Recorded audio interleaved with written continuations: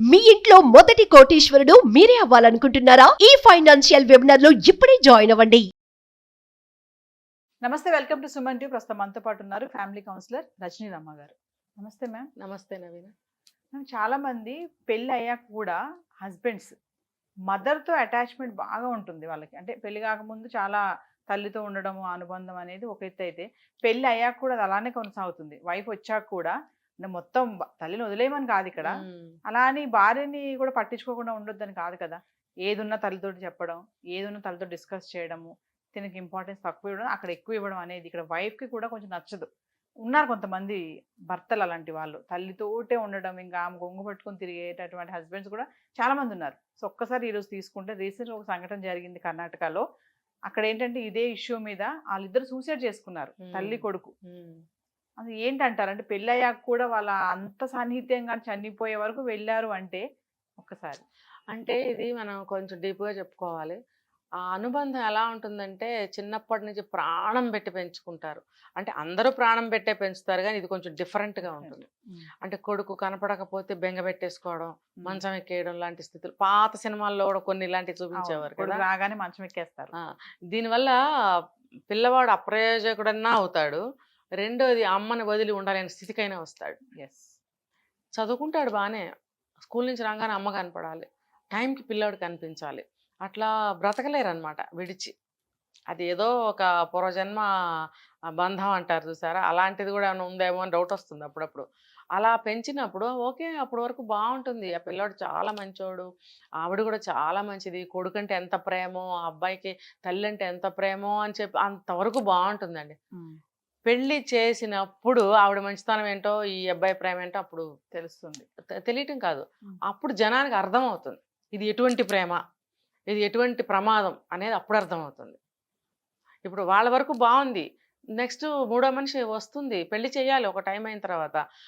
ఆవిడకి కూడా తెలియని విషయం ఏంటంటే, పెళ్లి చేస్తే నేను ఇప్పుడు వాళ్ళిద్దరిని వదలవలసి వస్తుంది, అలా కనుక మా అబ్బాయి అమ్మాయితో ఉంటే నేను బ్రతకలేను అనేది ఆవిడకి కూడా తెలియకుండానే పెళ్లి చేస్తుంది అనుకోండి.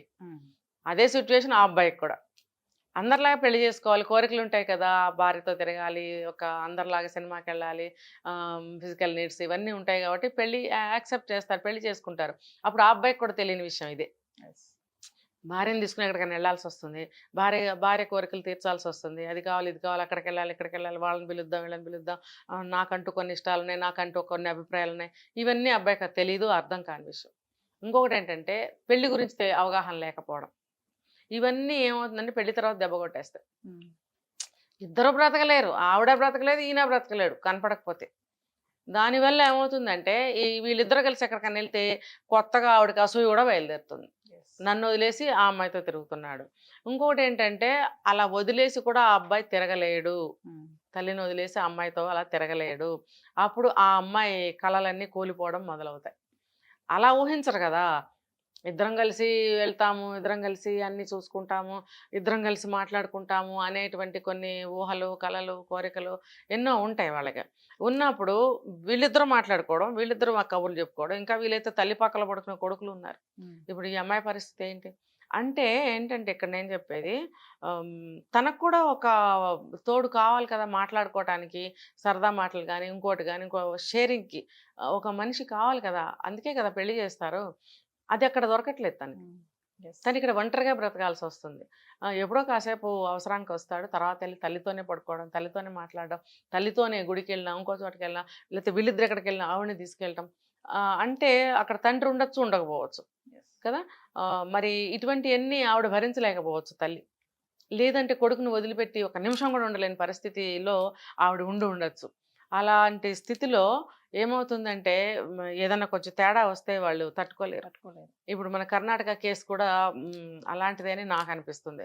ఇప్పుడు ఏవో జరిగాయి లోపల, ఏమి జరగకుండా ఉండవు, అలాంటి ప్లేసులు జరుగుతాయి. జరిగినప్పుడు ఆటోమేటిక్గా రప్చర్ అవుతుంది, ఫ్రిక్షన్ వస్తుంది.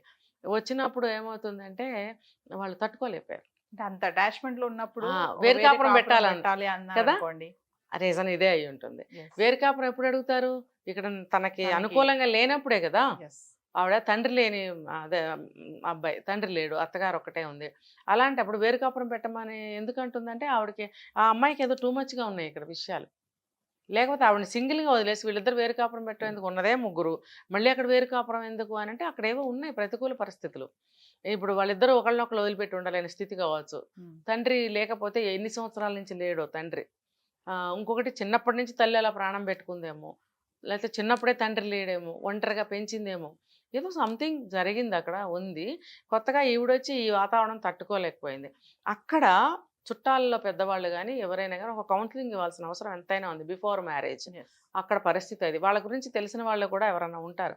అమ్మ వాళ్ళ అక్కడ స్థితి ఇది, నువ్వు కూడా వాళ్ళలో కలిసిపోగలగాలి. కలిసిపోయి నువ్వు కూడా ఆ అబ్బాయి అంతటి ప్రేమ ఆవిడకి ఇచ్చినట్టయితే మీ ఇల్లు స్వర్గంలాగా బాగుంటుంది. అలాగే ఆ తల్లికి కూడా అంత పెద్దవాడికి ఎవరు కౌన్సిలింగ్ ఇస్తారు, తెలుసుకోవాలి. లేకపోతే ఉంటారు కదా పెద్దవాళ్ళు, అక్కలో అన్నలో, అమ్మ నువ్వు జాగ్రత్త, వచ్చే కోడలతో నువ్వు కూడా అలా కలిసిపోయి ఉండాలి, లేకపోతే అమ్మాయి కూడా ఫీల్ అవుతుంది అనేటువంటి మాటలు బంధువులు చెప్పాలి. మరి ఈ రోజుల్లో బంధువులు ఎలా ఉన్నారో మరి మనకి చెప్పలేకపోతున్నాం కదా. కొంతమంది బంధువులు బాగానే ఉన్నారు, కొంతమంది బాగలేరు. మరి బాగలేని వాళ్ళు చెప్పరు కదా, బాగున్న వాళ్ళు కూడా ఇలాంటివి చెప్పరు కదా. అలాంటప్పుడు ఇగో ఈ సిచ్యువేషన్ జరిగిందని నేను అనుకుంటున్నాను. సో ఆ అమ్మాయి వేరు కాపురం పెట్టమనగానే వీళ్ళిద్దరికి ఏదో బంధం తెంపేసినట్టు బాధపడి ఇప్పుడు చెప్తున్నారు కదా చాలా మంది. భార్య కనుక ఇలాంటి మాటలు మాట్లాడితే నిస్సందేహంగా ఇంట్లోంచి గెంటేయండి, చట్టాలు కూడా వస్తున్నాయి, గెంటేయండి, తల్లిదండ్రులు ఇంపార్టెంట్ అని అంటున్నారు కదా. అలాంటివి కూడా బాగా ఎక్కించుకున్న వాళ్ళు అయి ఉంటారు ఇలాంటి వాళ్ళు. సో ఏం చేశారంటే ఆ అమ్మాయిని మనం ఎందుకు ఏం చేయాలి, వదిలేయాలాగా, మనమే వెళ్ళిపోదాం ఈ ప్రపంచంలో నుంచి అని ఒక నిర్ణయం తీసుకున్నారా అని నాకు అనిపిస్తుంది. వీళ్ళిద్దరు ఇక్కడ బాండింగ్ ఇలా ఉంది కాబట్టి తల్లి కొడుకు ఓకే మేడం. కానీ కొన్ని చోట్ల చూసుకుంటే అత్తగారులు కొంచెం రివర్స్ కూడా ఉంటున్నారు కదా, భార్య వైపు మొగ్గు చూపకుండా నా వైపే ఉండాలని కేటగిరీ అత్తలు కూడా ఉన్నారు అప్పటికి. అప్పుడేమవుతుంది, కేసులు అప్పుడు కేసులు వేయటము ఇంకా చాలా చాలా జరుగుతున్నాయి. మొత్తం ఫ్యామిలీని తీసుకెళ్ళి అరెస్ట్ చేయడము ఇవన్నీ జరుగుతున్నాయి. అలానూ ఉండద్దు, ఇలానూ ఉండద్దు. ఇప్పుడు కోడలెళ్ళి కేసులు పెట్టి వీళ్ళందరినీ వీధికి లాగి అల్లరి చేస్తే కూడా మంచిది కాదు, మరి ఇలా చేస్తే కూడా మంచిది కాదు. హస్బెండ్స్ కూడా కొంతమంది ఉన్నారు కదా మేడం, తల్లి మాటే వినడము, ఏదైనా తల్లికే చెప్పడం, సలహా తల్లిని అడగడము, మంచి చెడు అన్ని తల్లితో. అదే ఇప్పుడు నేను చెప్పింది అందులోకే వస్తుంది. అలా ఉన్న పిల్లలు ప్రతి ఒక్కటి అమ్మకే చెప్తారు. అమ్మ నేను వెళ్ళి భార్యతో ఇవాళ ఇలాగా ఉన్నాను సెక్సువల్గా అని చెప్పే కొడుకులు కూడా ఉన్నారు, ఖచ్చితంగా ఉన్నారు. అది కూడా తల్లికి చెప్తారు. అంటే ఏంటంటే తల్లి కదా అరమరికలు ఉండవు చెప్పచ్చు అనుకున్న పెంపకంలో పెరిగారు. కానీ ప్రతీది చెప్పడం వల్ల ఈ అమ్మాయి ఫీల్ అవ్వచ్చు కదా. తను బయట నుంచి వచ్చిన అమ్మాయి, అత్తగారు ఏమనుకుంటుంది, ఎందుకంటే ఆవిడ వయసుకి ఆవిడ ఆలోచనలు వేరుంటాయి. ఇప్పుడు ఎందుకు నాన్న అదేంటి అదేం ఇబ్బంది వచ్చింది అని అడిగింది అనుకో, జనరల్గా అయ్యో ఏం జరిగింది అని ఆదుర్దాతో, అప్పుడు తప్పు ఒకవేళ ఈ అమ్మాయి వైపున ఉందనుకో, ఏదో చిన్న గొడవ అయింది దూరంగా ఉంది అనే విషయం బయటకు వస్తుందేమో ఈ అమ్మాయి ఫీల్ అవ్వచ్చు.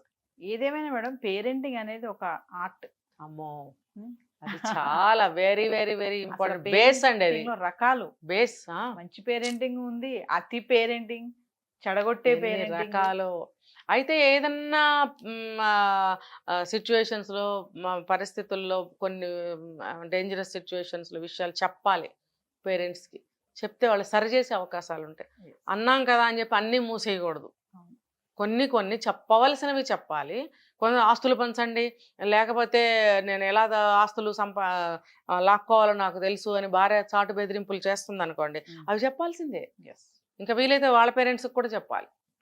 చెప్తే వాళ్ళు ఆ అమ్మాయికే సపోర్ట్ ఇచ్చారనుకోండి, వీళ్ళందరూ కలిసి మరి ఒక నిర్ణయం తీసుకుని ఏం చేయాలో అది కూడా చేయాలి కదా. కాబట్టి అలాంటివి చెప్పుకోవాల్సిందే. కొన్ని పెద్ద విషయాలు ఉంటాయి, కొన్ని ఇంపార్టెంట్ విషయాలు ఉంటాయి. ఏది చెప్పొద్దంటే ఎలాగా, కొన్ని చెప్పకూడదు, కొన్ని చెప్పాల్సిందే. అది ఆ సమన్వయం అనేది తెలుసుకోవాలి, పాటించాలి. ఎలా అంటే బిఫోర్ మ్యారేజ్ పెళ్లి చేసుకుంటే ఎలా ఉంటుంది, పెళ్ళి అంటే ఏంటి అనేది తెలుసుకున్న తర్వాతే పెళ్లి చేసుకోండి అని నేను చాలాసార్లు చెప్పాను. దానికి కూడా కౌన్సిలింగ్స్ ఉన్నాయి. కౌన్సిలింగ్ తీసుకుని పెళ్లి చేసుకోవడం, కౌన్సిలింగ్ తీసుకుని పిల్లల్ని కంటం అనేది చాలా చాలా అవసరం ఈ రోజుల్లో. Thank you ma'am.